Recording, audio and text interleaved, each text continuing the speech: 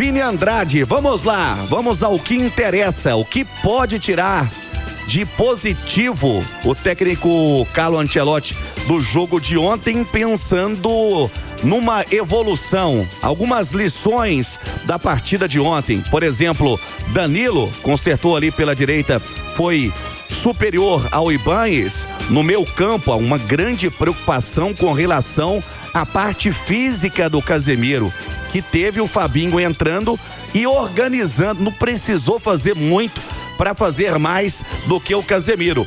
São algumas, das lições tiradas pelo técnico da seleção do Brasil e toda a Copa do Mundo. A gente vem debatendo isso, sinal eletrônico marcando 7h30. A seleção, ela vai tomando uma outra forma na fase de grupos, né, Vini? É isso, Rubinho. O Vini Júnior falou ali na entrevista que tem que ter calma porque é só o começo. Mas Copa do Mundo, se você não der respostas positivas, você pode já estar muito perto de uma despedida. Porque a gente está falando de uma competição que é tiro curto. Então, Rubinho, é um primeiro jogo que te dá alguns recados. E Copa do Mundo, eu tenho falado isso aqui, batido nessa tecla, não dá pra você ficar amarrado, ficar preso a uma ideia se essa ideia não estiver funcionando. Primeiro jogo, o seu time não deu a resposta positiva, no segundo já tem que mudar a estratégia.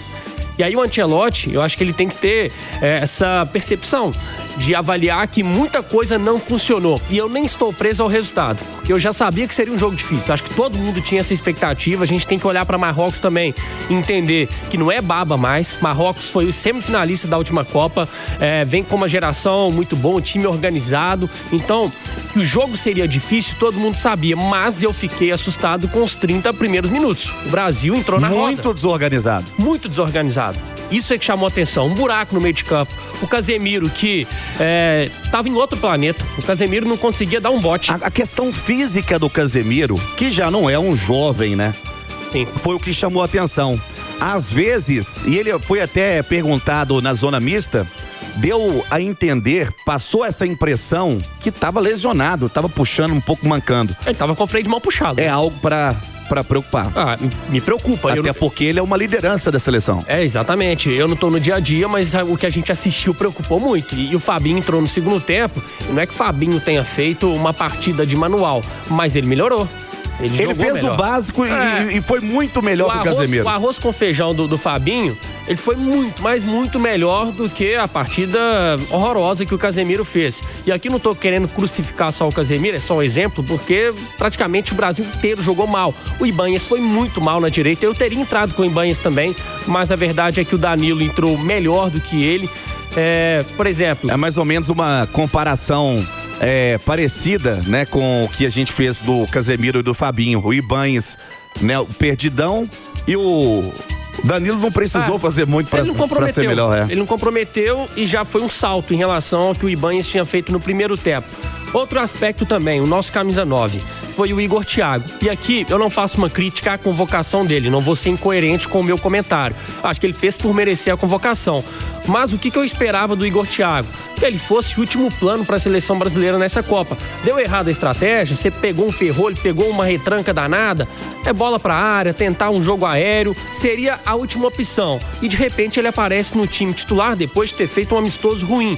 Eu não acho que o Igor Thiago pode ser titular numa seleção que você tem o Endrick, por exemplo, que nem entrou nesse jogo. O Matheus Cunha entrou no segundo tempo e foi melhor. Então, esses recados, eu acho que o Ancelotti ele já tem que ter essa consciência. Opa, peraí. Contra o Haiti a história tem que ser diferente. Não dá pra insistir com o Igor Thiago. Se o Casemiro tiver nessa rotação, Casemiro, você é o líder dessa seleção, você tem a confiança do Ancelotti, mas é tiro curto. Fabinho tá melhor? Joga o Fabinho. Danilo deu uma resposta melhor?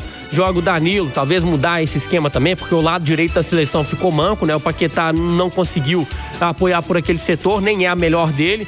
Precisa mudar. E outra coisa que me preocupou muito é ver o jogo da Holanda com o Japão. Porque dali sai o adversário. Hein? Pode sair o adversário, né? Meu da seleção amigo, brasileira. Que jogaço. Jogaço. Até então, acho que o melhor jogo da Copa, né? O Edu falava isso na programação. E assustadora a intensidade, se você fizer aí um paralelo com relação ao que o Brasil apresentou ontem. Exatamente. Então, eu não acho que é motivo pra terra arrasada. Então tá acabado, a seleção já tá eliminada. Mas eu acho que os erros eles ficaram muito escancarados. Tem tempo para mudar. Se a gente voltar na última Copa, a Argentina perdeu para a Arábia Saudita no primeiro jogo. Eu tenho certeza que o comentário na imprensa argentina, depois desse primeiro jogo, era: ferrou, a Argentina não vai chegar longe, vai ser um fiasco. Era um vexame para aquela situação toda e acabou sendo campeã. Mas por quê? Porque o Scaloni, ele não morreu abraçado com as suas convicções. Ele entendeu que estava errado e foi mudando até encontrar o time ideal. Eu espero que o Ancelotti possa fazer o mesmo caminho. Sobre esse time ideal, Cláudio Rezende, e até antes de você passar, né, as possíveis alternativas e mudanças, né, do Brasil para o próximo compromisso, como é que foi o clima na zona mista de ontem, ô Rezendão? A turma também está assustada com relação ao desempenho do Brasil, ou você achou que a turma viu de forma positiva a estreia? Olha, eu estava conversando com algumas pessoas da comissão técnica, da diretoria da CBF, e aí, pelo primeiro tempo do Brasil, que o time não encaixou, que o time não conseguiu jogar, dos males o menor. Pelo menos não perdeu o jogo contra uma seleção que não sabe o que é derrota há 30 jogos. Então, assim, para muita gente que não acompanha o futebol de perto, e principalmente seleções, essa seleção do Marrocos não foi só as semifinais da última Copa, que eles foram uma grande surpresa na última Copa. Chegaram até as semifinais. Eles estão há 30 jogos sem perder. Estavam 29 e ontem 30, com esse empate com o Brasil. Então é um time difícil, um time que deve também dar muito trabalho na Copa do Mundo para grandes seleções. Agora, o Brasil sabe que precisa evoluir pelo futebol apresentado ontem, não só pelo resultado, porque empatar foi até que aceitável numa estreia em que o Brasil não conseguiu jogar bem. Agora, se for pegar o mata-mata com um time muito forte, jogando o que jogou ontem, aqui a turma sabe que o Brasil não vai passar.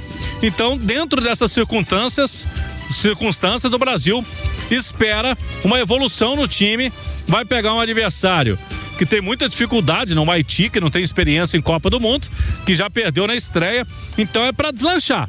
É o que a turma está pensando a partir de agora, nessa segunda rodada. E tem um detalhe, viu? O Rubens e também Vini. O Brasil está muito preocupado a questão aqui de logística na Copa do Mundo, a importância de ser o primeiro lugar do grupo. Porque o Brasil fez a sua base aqui em Nova Jersey, e se o Brasil não for o primeiro lugar do grupo, e agora com esse empate é possível, porque se o Marrocos conseguir mais saldo, vencer os 2 jogos, por mais que o Brasil consiga, o Brasil pode ser segundo do grupo. E aí o Brasil pode até não seguir aqui adiante, lá pelas oitavas, quartas de final, porque a logística do segundo colocado desse grupo, ela é mais complicada e mais distante daqui. Então o Brasil, além dessa questão, quer muito ficar em primeiro, porque além de você pegar o segundo colocado do outro grupo, que na teoria pode ser uma melhor situação, tem a questão da logística, porque 16 avos de final, que é a próxima fase, Rubens e Vini, o primeiro colocado desse grupo do Brasil joga em Houston, no Texas, onde jogou hoje a seleção da Alemanha.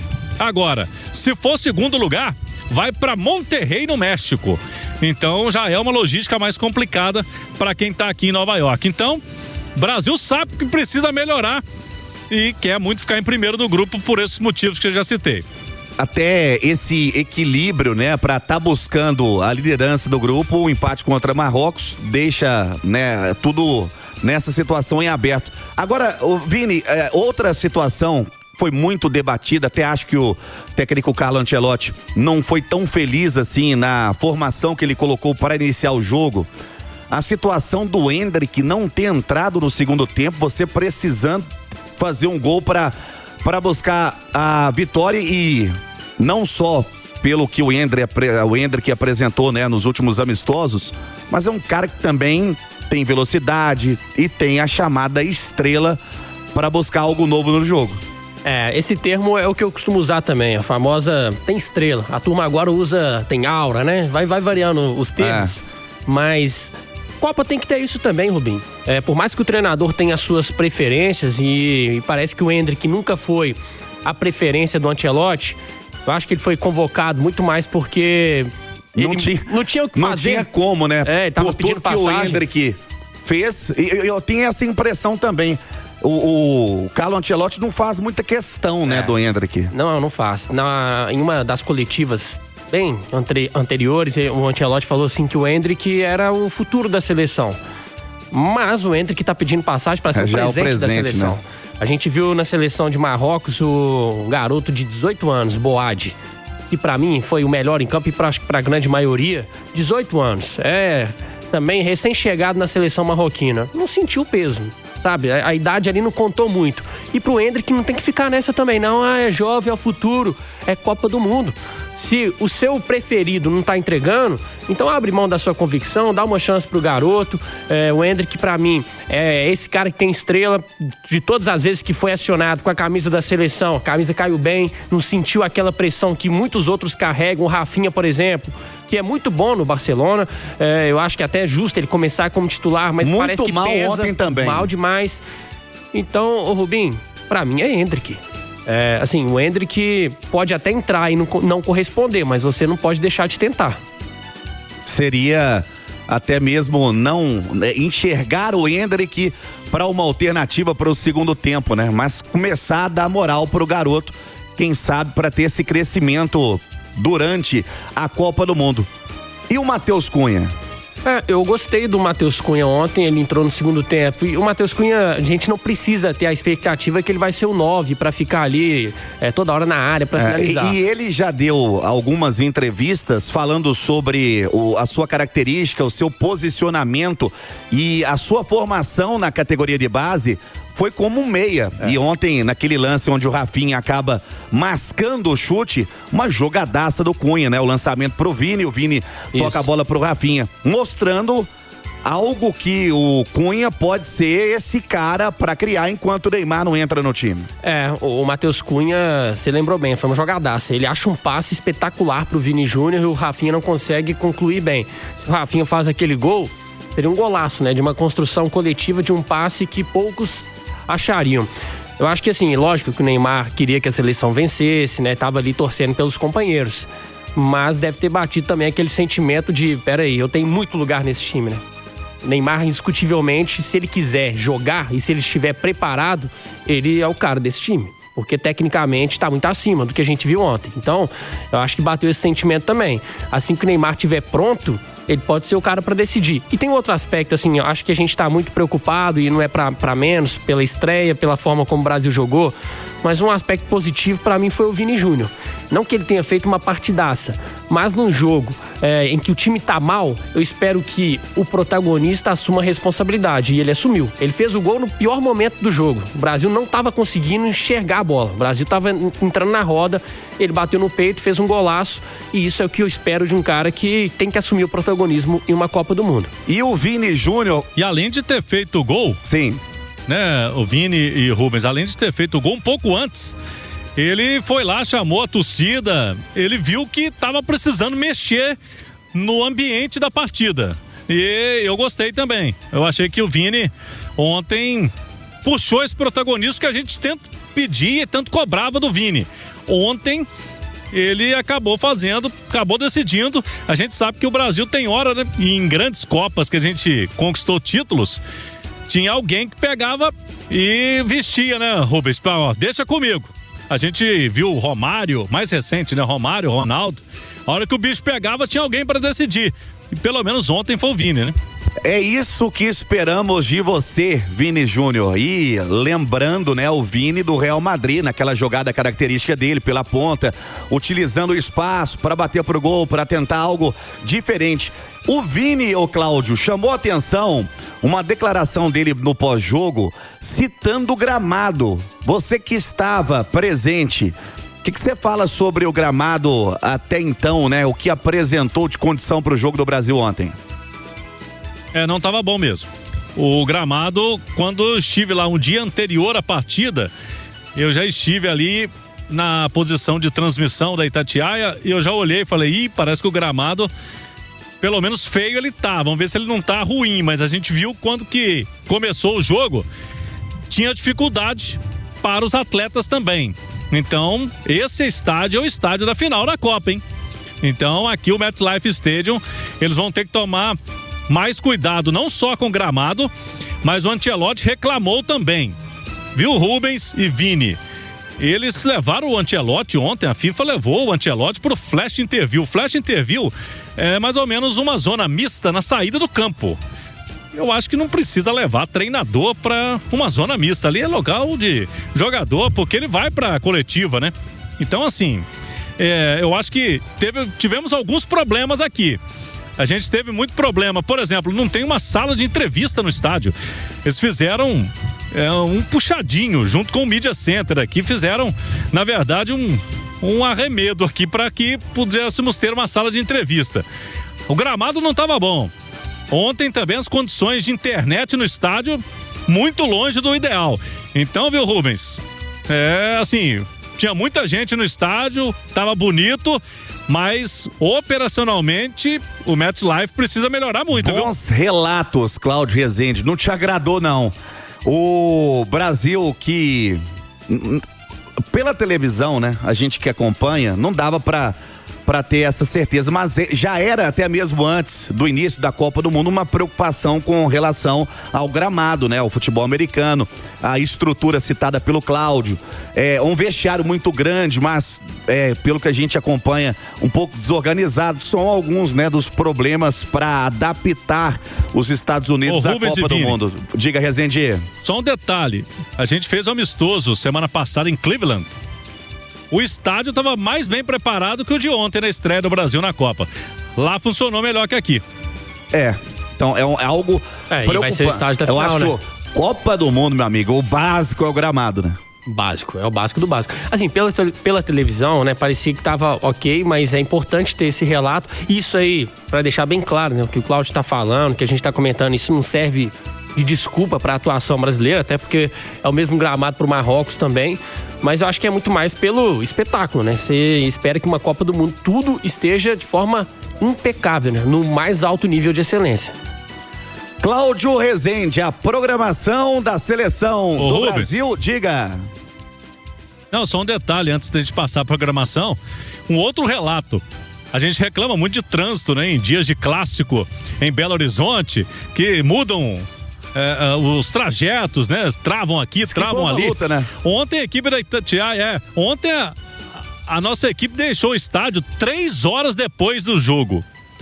E eles travaram tudo, nós ficamos só no entorno, mais de meia hora para sair lá daquele travamento que eles fazem, viu, Rubens? Então, não tinha muita explicação. 3 horas depois do jogo.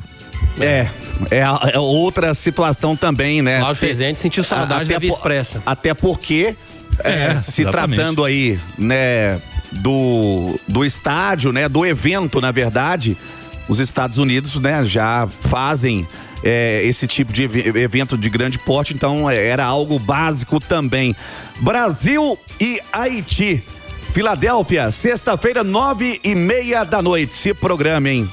Se programe, a Itatiaia entra em campo com você e fecha sua participação na fase de grupos na quarta-feira do dia 24 contra a Escócia. Como é que fica a programação para essa semana e mais uma semana onde tem o foco voltado para ele, menino Ney, Cláudio?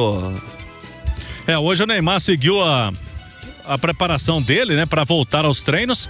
Então o Neymar já tá na fase final, a expectativa é que ele entre na transição essa semana. E aí, Rubens, vamos ver se ele vai ser liberado. O Brasil vai seguir aqui na quinta-feira para a Filadélfia.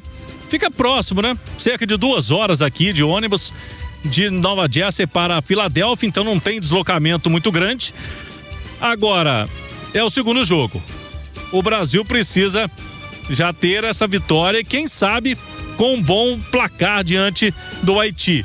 Essa é a expectativa. E o Neymar, ele é dúvida, tá muito apertado para que ele possa ser utilizado nesse jogo. Vamos ver no outro, né? No dia 24 já tem mais chance, então, o Neymar. Então, estamos por aqui, o Rubens Júnior aguardando essa semana. Amanhã à tarde tem treino da seleção e a gente vai acompanhar por aqui. Eu te digo, Vini Andrade, que tô ansioso para ver podem falar o que quiser, é o Neymar. Ainda mais depois dessa estreia, né? A gente fica com aquele sentimento de que o Neymar pode fazer muita diferença. Eu não acho que o Neymar vai se tornar um titular da seleção nessa Copa, pela questão física, questão da intensidade, mas vai ser uma peça útil, assim que ele tiver à disposição. Espero que o Brasil não precise do Neymar contra o Haiti. Seria bom que ele já estivesse com condições físicas ideais, ou pelo menos próxima disso, para ir ganhando ritmo. Mas se você tiver que precisar do Neymar contra o Haiti é porque tá tudo errado.